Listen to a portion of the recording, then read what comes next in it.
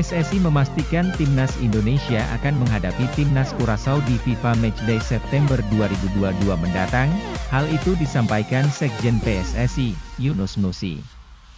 Dia menyebut pihaknya hingga kini masih terus berkomunikasi dengan Curaçao terkait laga tersebut. 2 pertandingan bulan September rencananya menghadapi Curaçao, ujar Yunus Nusi. Curaçao yang akan menjadi lawan timnas Indonesia diketahui punya pemain potensial. Salah satunya yang berkiprah di Liga Inggris yaitu Juninho Bacuna. Juninho Bacuna bermain di klub Birmingham City sejak Januari 2022. Melihat hal ini, tentunya negara yang bertengger di peringkat 84 FIFA tersebut tidak akan main-main menghadapi skuad Garuda. Ini juga merupakan kabar bagus karena anak asuh Shin Tae-yong bakal mendapatkan lawan uji coba yang kuat di FIFA Matchday. Jadwal pertandingan persahabatan FIFA Matchday September 2022 berada di rentang tanggal 19 sampai 27 September.